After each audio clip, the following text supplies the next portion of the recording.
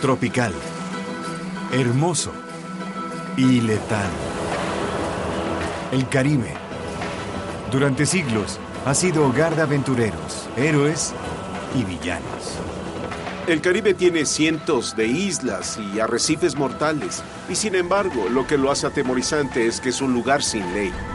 Sobre todos los mares, el Caribe es famoso por sus piratas. Los piratas del Caribe, ¿cómo no te emocionan sus historias? A todo el mundo le intrigan los piratas. Los arqueólogos han buscado en vano barcos pirata por años. Y ahora, el descubrimiento de restos únicos revela la verdadera historia detrás de los piratas más famosos de todos los tiempos. Barba Negra, el Capitán Kidd y Henry Morgan. Drenamos mares surcados por piratas para encontrar tesoros arqueológicos enterrados.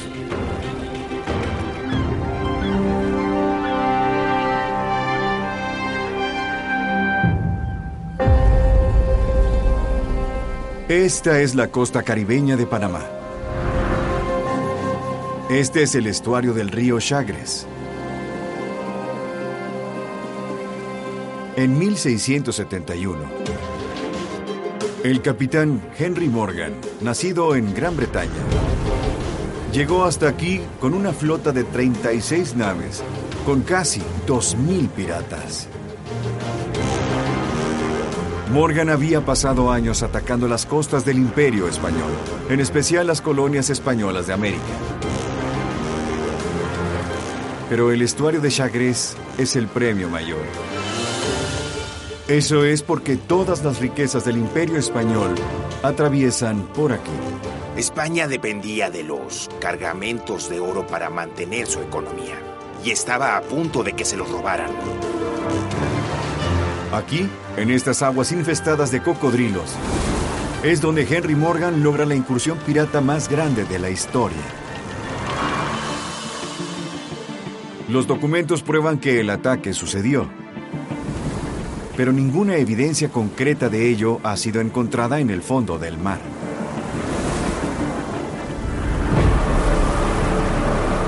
Y ahora, casi 350 años después, ¿será que este naufragio recién descubierto sea el hallazgo decisivo?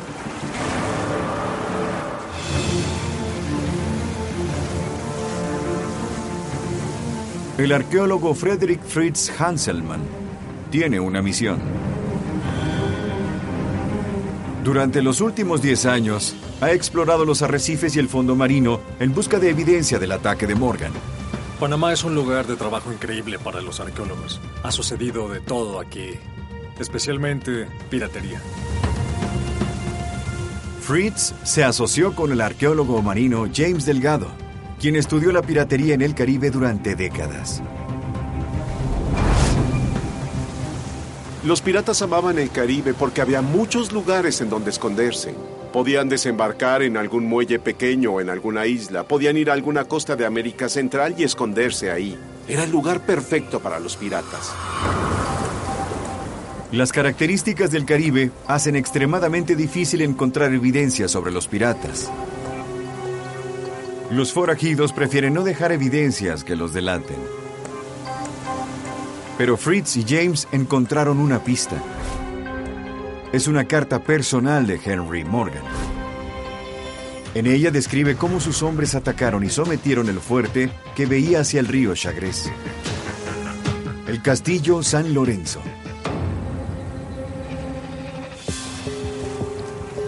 La carta de Morgan también describe cómo, después de la batalla, tuvo que abandonar 5 navíos, incluyendo su barco insignia, el Satisfaction. Tuve la mala fortuna de abandonar el barco que tripulaba junto con otros 4 compañeros. Nadie ha podido encontrar el Satisfaction. Pero Fritz y James no piensan darse por vencidos. Estas son aguas traicioneras, llenas de corrientes cambiantes, arenas inestables y el arrecife de Lajas. y el lodo que escurre desde la selva entierra cualquier pista que se encuentre en el fondo del mar.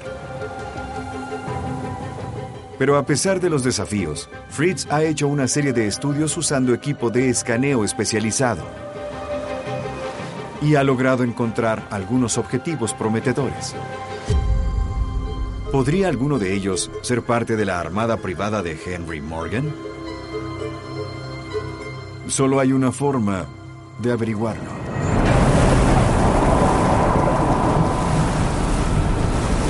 El agua desaparece de la boca del río, llevándose consigo siglos de fango y lodo. Y descubrimos algo impresionante. Justo ahí, en el arrecife, preservado por el lodo, está el casco de un barco. Tiene más de 15 metros de largo y 6,5 metros de ancho. Tiene el tamaño y forma típicos de un galeón del siglo XVII. Coincide con la época del ataque de Henry Morgan. Pero aún hay más. Justo en el centro hay hileras de cajas.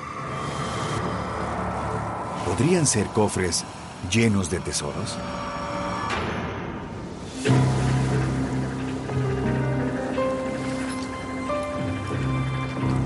A pesar del riesgo por los cocodrilos, Fritz decide ver más de cerca. Vamos a explorar por toda esta zona. Examinaremos el naufragio y veremos qué secreto develamos.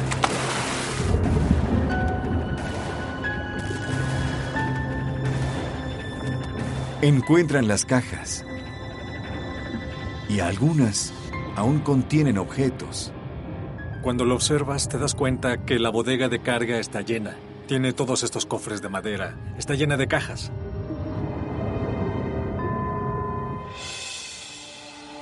Fritz hace un descubrimiento más en el laboratorio.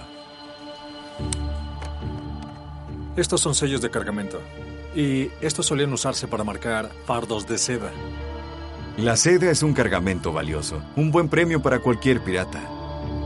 Lo mismo que estas espadas con incrustaciones. ¿Alguna vez habrán sido blandidas por un audaz bucanero? Y si vemos de cerca, podemos observar que parte de la hoja está expuesta. Y después, entre todo el óxido, Fritz encuentra los restos de otros objetos más mundanos. Herraduras para las mulas que cargaban el oro y la plata que sería transportada hasta España. No es algo por lo que un pirata querría arriesgar la vida. Un barco cargado de espadas, cajas de madera, algunos barriles. Es básicamente un barco de suministros. Lo más probable es que no sea un barco pirata. Ahora Fritz busca en los registros españoles y encuentra un nombre. El Encarnación. Un barco mercante repleto de bienes para suministrar la colonia española en Panamá. Eso incluye las cajas llenas de herraduras para las mulas. Fritz aún no ha encontrado evidencia del gran asalto de Henry Morgan. Pero sí demostró el por qué esta región era un imán para los piratas como él. El río Chagres es parte del punto más angosto de cruce entre el Océano Atlántico y el Pacífico. Esto lo hacía el centro de todas las rutas de comercio de la España imperial.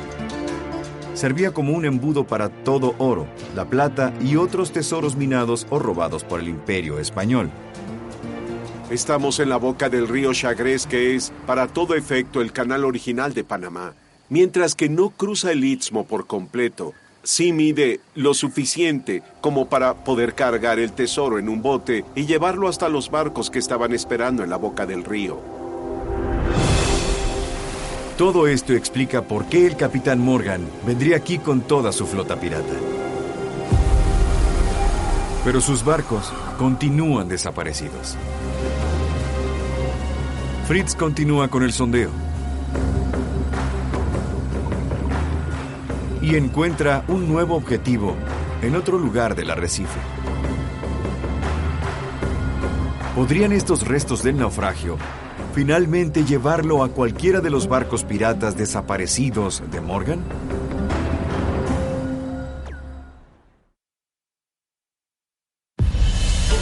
Durante siglos no ha habido evidencia arqueológica concreta del asalto de Henry Morgan.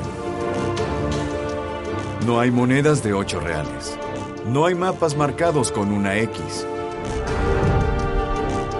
Solo una carta escrita por Morgan, confesando que perdió 5 barcos.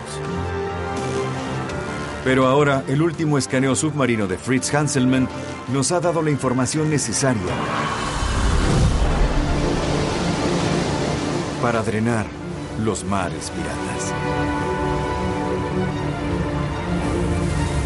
El arrecife de Lajas ahora está expuesto. Y en este lugar yacen reliquias increíbles. Esparcidos en el fondo se encuentran 8 cañones. Y todos parecen tener tamaños diferentes. ¿Podrían ser estas las armas usadas por Morgan y su tropa de bucaneros? Ese es británico, ese tal vez sea francés. Ahora que estamos en el laboratorio y todo ha sido restaurado, tenemos la impresión de que son un grupo de armas de la misma época. Y son muy variadas, no solo en cuestión de tamaño, sino también de nacionalidad. Si fueran parte de una naval o de un grupo militar, entonces serían iguales, tendrían el mismo tamaño. Y los piratas más bien usaban cualquier objeto que les pudiera servir. Las armas de origen distinto se ajustan al perfil de un pirata. Y lo mismo es con el tamaño. Los cañones pequeños como estos no tienen el poder para hundir un barco. Pero es precisamente por eso que son del agrado de los piratas. Querían solo inmovilizar, para poder llevarse los bienes, llevarse los tesoros. Algunos textos describen estas armas como asesinas porque son pequeñas, se usan contra la tripulación, básicamente como si fueran escopetas que eliminan lo que esté en cubierta para poder capturar el barco en lugar de hundirlo. Es la versión del siglo XVII del juego Grand Theft Auto, pero con barcos. Es una pista prometedora. Ahora, Fritz y James logran distinguir una señal en uno de los cañones. Una marca que promete algo muy emocionante. Esta es un arma en particular. Tiene marcas de una fundidora en Inglaterra. Esto es un falconete británico, fabricado a mediados o finales del siglo XVII. La fecha coincide a la perfección con el ataque de Henry Morgan. Esta arma estaba cargada, aún tenía la munición adentro, lo que significa que llegaron listos para atacarlos. No esperas encontrar un arma inglesa en un arrecife español en 1600, a menos que el propósito sea llegar a crear caos. La mejor deducción que podemos hacer con este cañón es que pertenecía al barco de Morgan.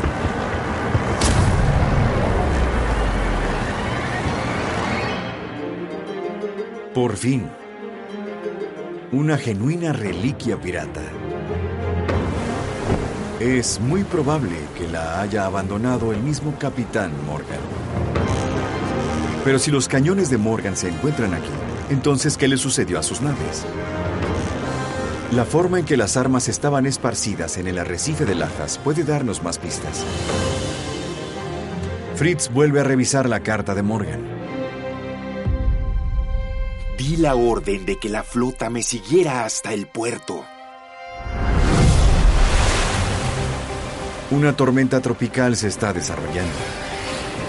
Eso hace que Morgan busque la seguridad en una ensenada. Pero ya es demasiado tarde.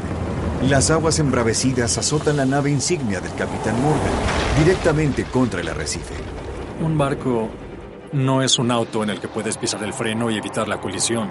Morgan termina estrellando el Satisfaction contra el arrecife, y detrás de él venían otros 4 barcos. Fue una carambola en el arrecife de Lajas. Cuando los barcos impactan, los cañones se desprenden.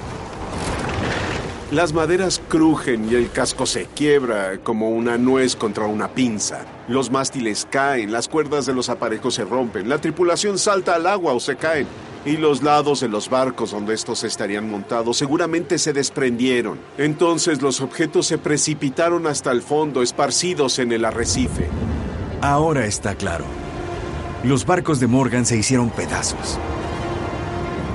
Los restos de madera desaparecieron con el tiempo.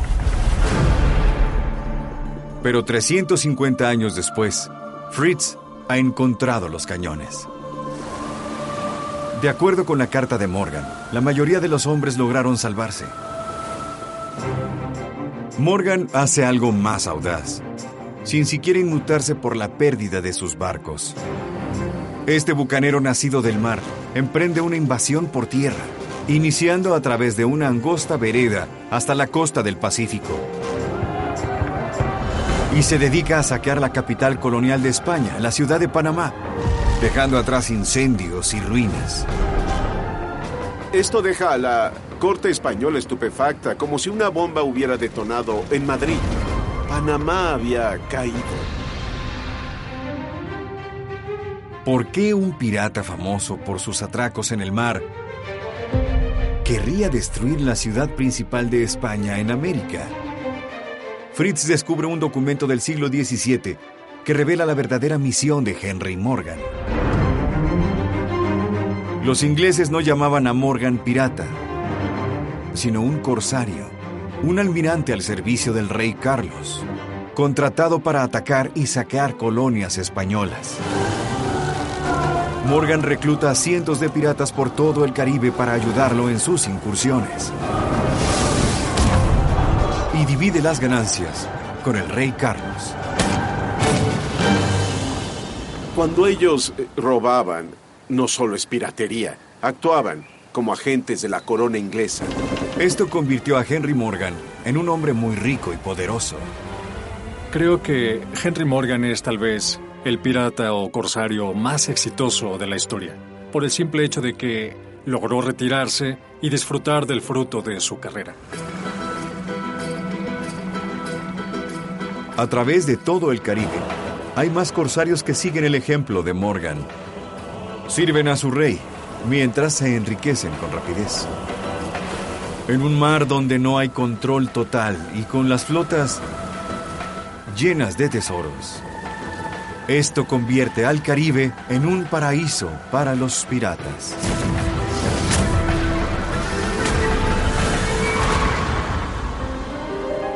Y aún así, a lo largo de toda la región, no quedan más que tentadoras y escasas pistas. Pero ahora, ¿qué es lo que este asombroso naufragio puede decirnos de otro pirata legendario?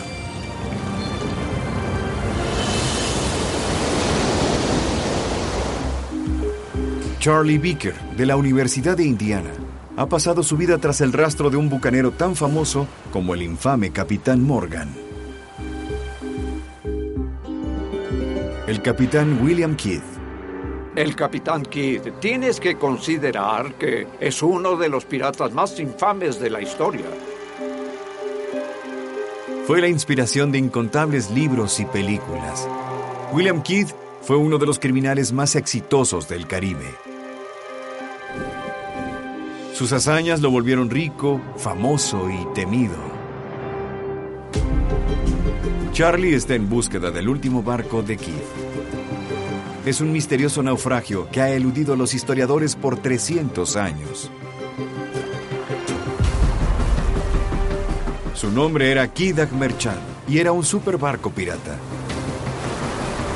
Tenía un imponente castillo en la popa, tallado en madera con formas rebuscadas. Algunos creen que estaba repleto de tesoros cuando desapareció en 1699. Sucedió cerca de una pequeña isla en la costa sur de República Dominicana. Charlie se encuentra en camino a la última ubicación conocida del famoso barco insignia de Kidd. Hay un naufragio ahí, eso lo sabemos. Creemos que perteneció al Capitán Kidd. Vamos a investigarlo y a documentarlo. Evaluaremos lo que creemos que vamos a encontrar.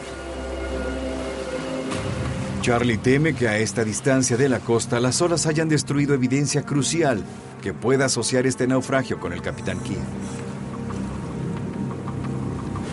Pero alcanza a percibir algo incluso desde la superficie. Si es el naufragio del Capitán Kidd, lo han estado buscando durante 300 años. Será muy emocionante verlo.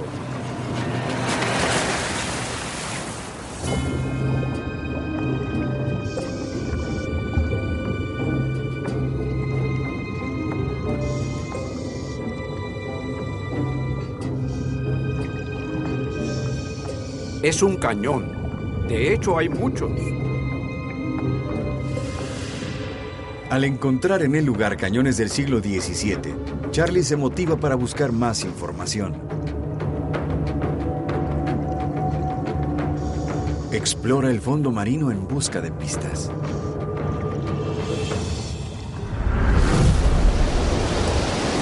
Y con ayuda de la información que recopila ahora, es posible drenar esta rocosa costa. Revelaremos un naufragio extraordinario. Uno que ha sobrevivido a siglos de feroces olas. Entre las reliquias hay más cañones, cuidadosamente amontonados a casi 2 metros de altura.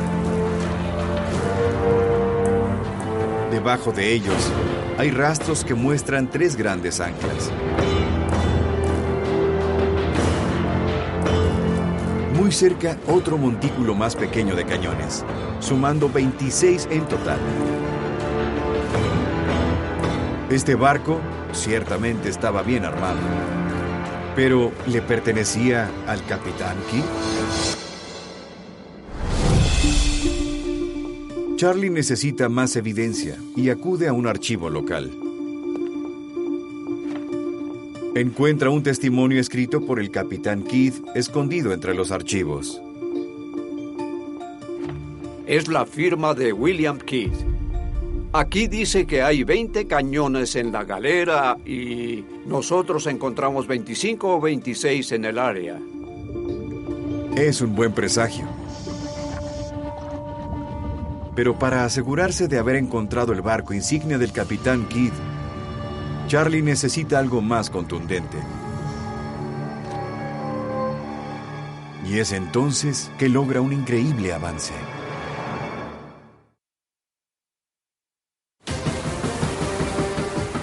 La costa rocosa de una isla cercana a la República Dominicana puede ser el lugar de descanso del Quedagh Merchant, que estaba al mando del desalmado pirata, el Capitán William Kidd. Pero, ¿lo será?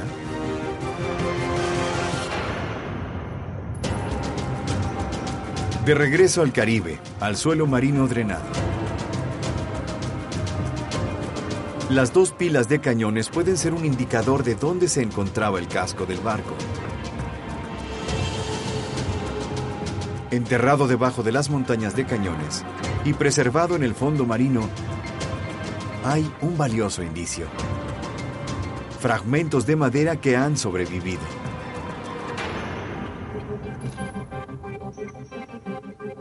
Es un descubrimiento tan inusual que Charlie Vicker espera que pueda ayudarlo a cerrar este caso e identificar el naufragio. Lo más inusual del casco es que solo tenía una tabla en el exterior. El fragmento del casco nos revela que todo estaba unido usando una técnica de caja y espiga entrelazadas, conocida como rebajo.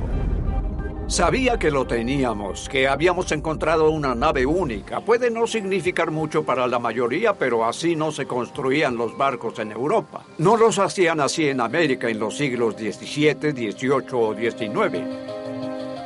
El trabajo es extremadamente preciso y requería de mucha dedicación. Entonces, ¿de dónde vino este misterioso barco? Charlie examina más de cerca el fragmento. Lo más interesante es que es un fragmento de madera de teca. La teca es una especie de madera que más se conserva y resiste al agua. Pero su origen más probable, en el siglo XVII, es la India, a casi 13.000 kilómetros de distancia. ¿Qué hace en el Caribe un barco de la India? Charlie sigue investigando la historia del Quedagh Merchant.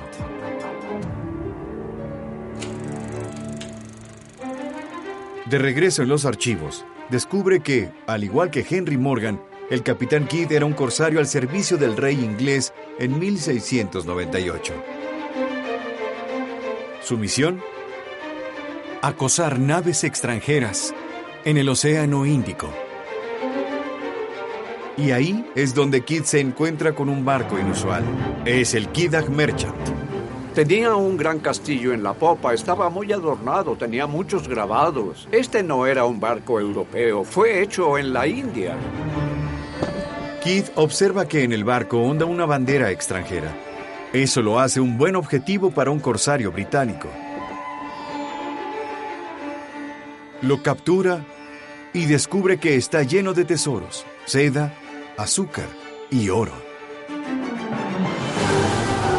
Le gusta tanto este hermoso y poderoso trofeo que decide usarlo como su barco insignia y emprende el regreso hacia el Caribe. Pero es entonces cuando cambia su suerte dramáticamente. Se decía que él y sus hombres eran piratas. En su primera parada, el gobernador le dice que es acusado de piratería y él pregunta, ¿por qué me llama pirata? Dado que está al servicio del rey inglés, el capitán Kidd cree que la nave capturada es un premio legal.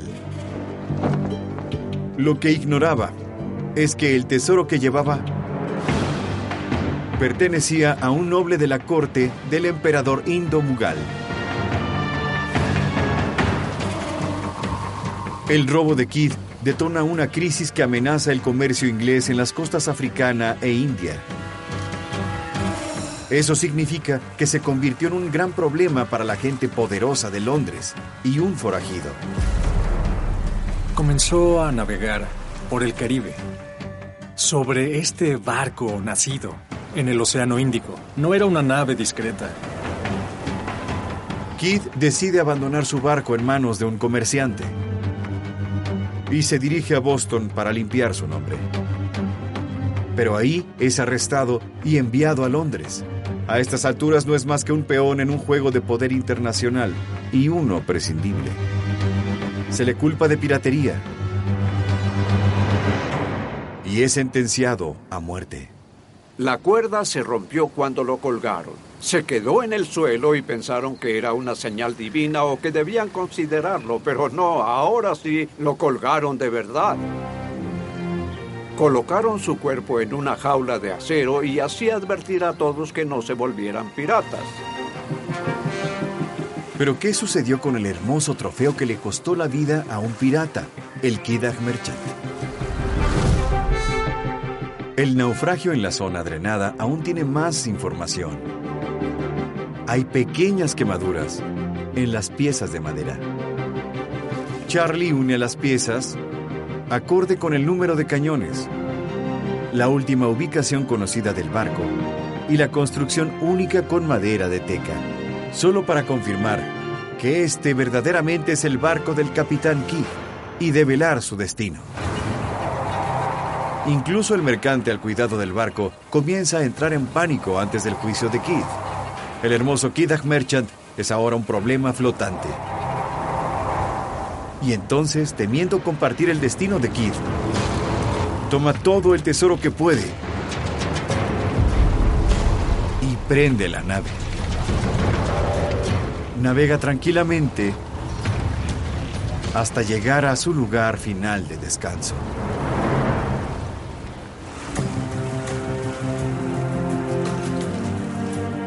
Charlie tiene su propio trofeo pirata. La identificación definitiva es el barco insignia del capitán Kidd. El haber encontrado el barco pirata y tener una confirmación, no hay nada mejor que eso. Esto es auténtico. Con su imponente castillo en la popa, diseño intrincado y 30 cañones, el Quedagh Merchant era una irresistible pero peligrosa tentación. El destino de Kidd marca un cambio marítimo en la historia del Caribe. Con el tiempo, dejaron de entregar comisiones a corsarios. Pero entonces solo queda un gran grupo de hombres que están acostumbrados a ciertas ganancias, a tener un ingreso y dinero disponible, y de pronto ya no pueden seguir haciéndolo. No van a regresar a ser marinos comunes con un salario bastante insignificante. Van a convertirse en piratas. La caída del capitán Kidd advierte de la era dorada de la piratería. Y docenas de excorsarios ahora van mucho más allá de la ley. Han inspirado incontables leyendas, desde Long John Silver hasta Jack Sparrow, un personaje que recuerda al más temido y más famoso pirata de todos, el infame Edward Teach, mejor conocido como Barba Negra. Y ahora posiblemente los arqueólogos están a punto de resolver un misterio persistente. ¿Qué sucedió con su barco insignia, el Queen Anne's Revenge? El barco pirata más temido de todos.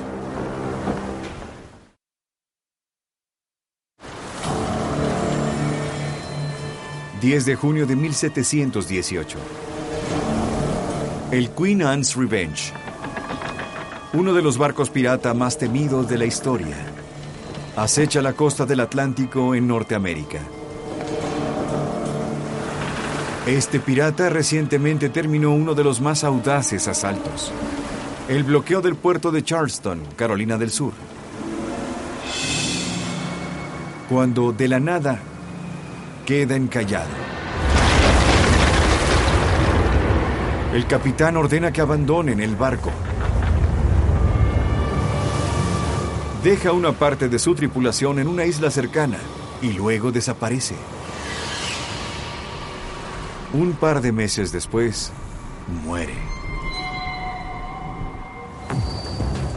Su nombre era Barba Negra.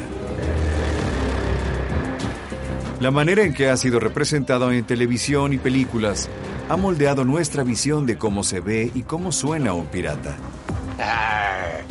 Me gusta considerar a Barba Negra como el Jimi Hendrix del mundo pirata. Él cambió la imagen de la piratería para siempre. Barba Negra obtuvo cientos de trofeos, hundió muchos barcos y aterrorizó a toda la zona del Caribe. Incluso durante su propia época, Barba Negra era una leyenda viviente. Sus contemporáneos lo describen como alto, usando un largo abrigo formal repleto de armas, ojos intensos y una gran barba entrelazada con fusiles de cañón encendidos que chispeaban mientras él caminaba. Después de 300 años de leyendas y misterios, ¿qué es lo que este extraño trozo de metal puede revelar sobre el final de Barba Negra y su barco?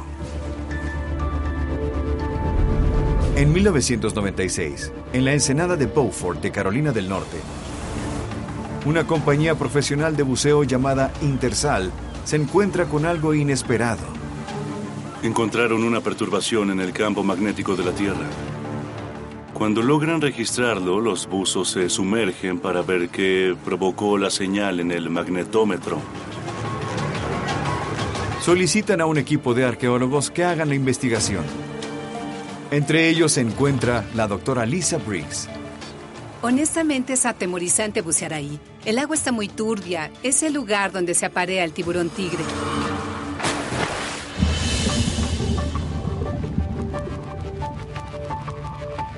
Mientras Lisa busca entre las aguas turbias, descubre formas inusuales en el fondo del mar. Lo primero con lo que te topas es con esta gran pila de objetos, pero está toda cubierta por erizos, corales y diversa fauna marina. Entonces debes interpretar cómo es que se veía en el pasado.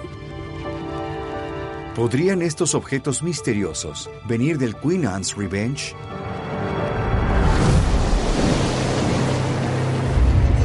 Usando los escaneos de la exploración de Lisa y los investigadores,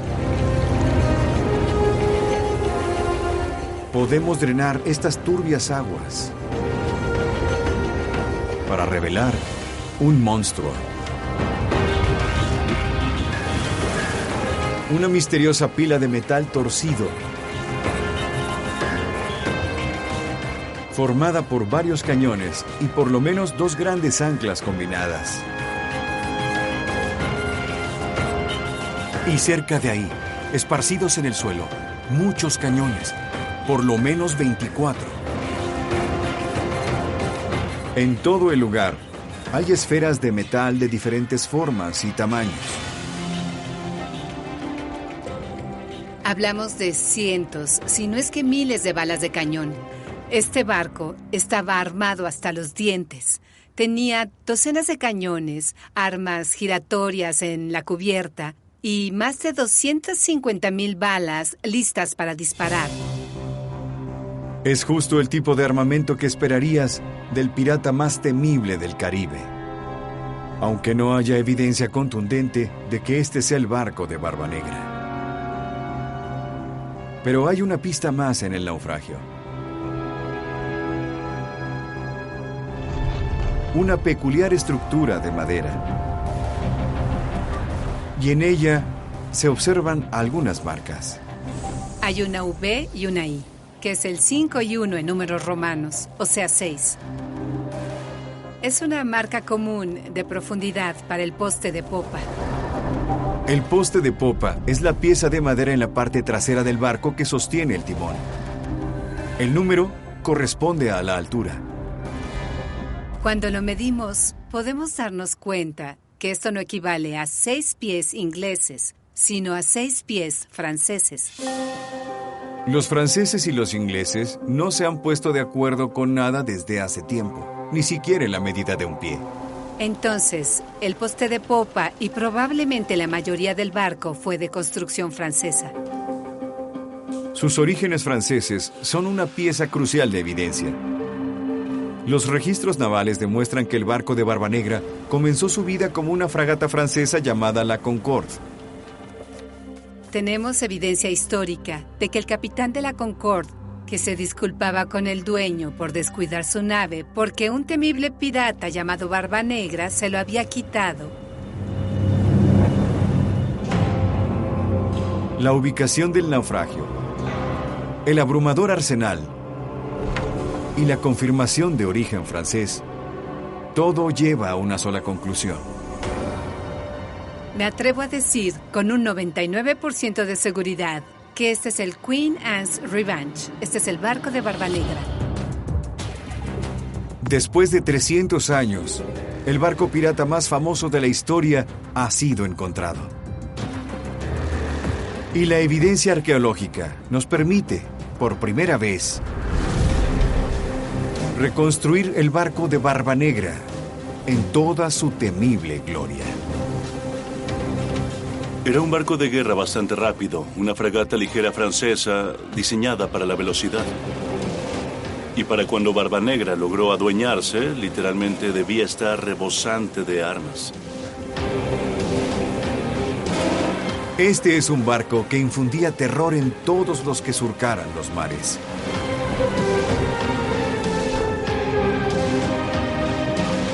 ¿Y entonces por qué Barbanegra lo abandona junto con su tripulación?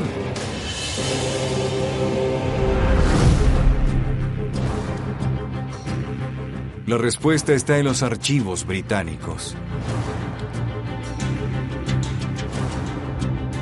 En 1718, cuando los piratas se adueñaron del Caribe, las autoridades comienzan las redadas. Barbanegra prefiere alejarse y se retira hacia el norte para escapar. Pero al final se da cuenta de que puede correr, pero no esconderse. Al continuar navegando en una nave del tamaño y reputación del Queen Anne's Revenge, le fue muy evidente.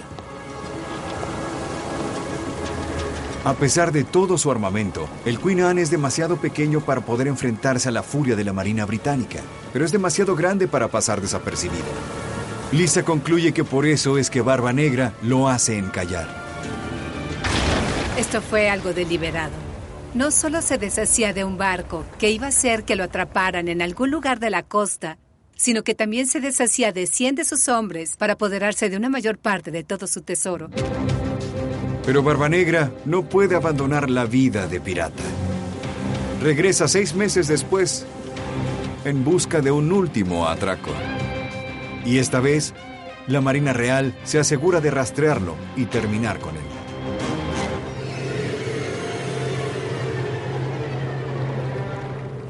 Con la muerte de Barbanegra, se acerca un cierre para la era dorada de la piratería. a casi 1.500 kilómetros al sureste, en un arrecife remoto de las Islas Turcas y Caicos.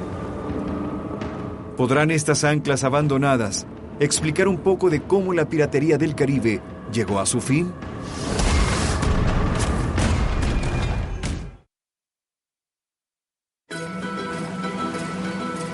Al sureste de la vieja fortaleza de Barba Negra, en las Bahamas,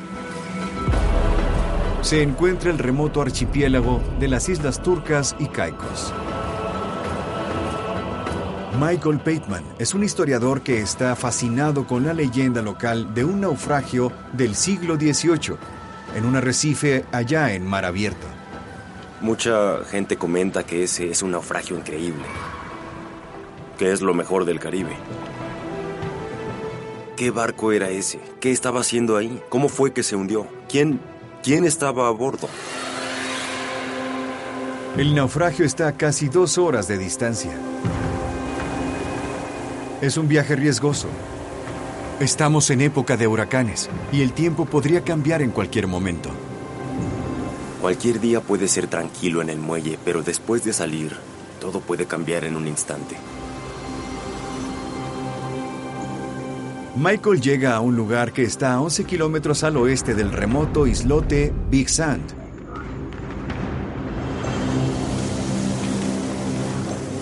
El fondo se mantiene lo suficientemente estable.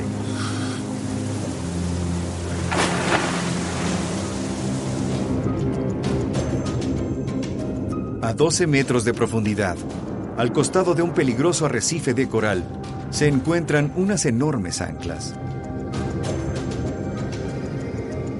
Y cerca de ahí hay un grupo de cañones. Pero sin un casco en la zona, es imposible saber de qué barco se trataba. Usando la información del escáner de Michael para drenar este remoto arrecife, revelaremos un panorama submarino impresionante,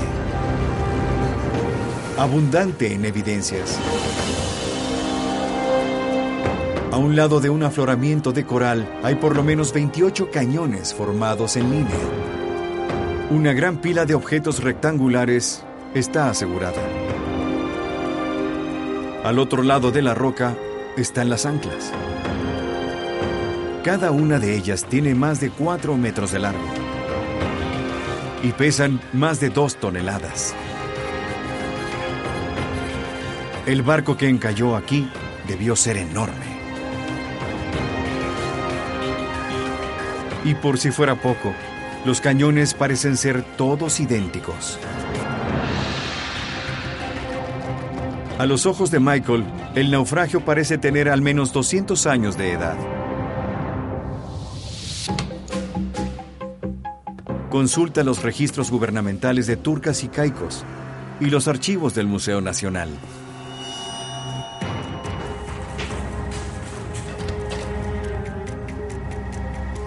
Confirman que en 1790 se hundió una nave justo en el lugar donde encontró ese naufragio. Fue víctima de una gran tormenta.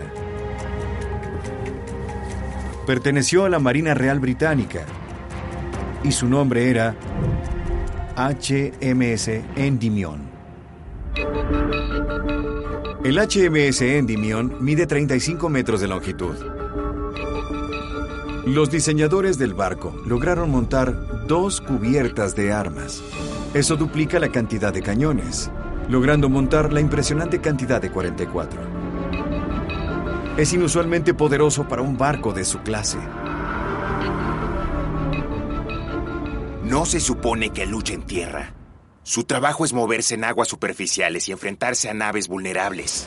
Es una nave de defensa por excelencia y bien armada. Era un policía vigilando. En otras palabras, Endymion era un cazador de piratas.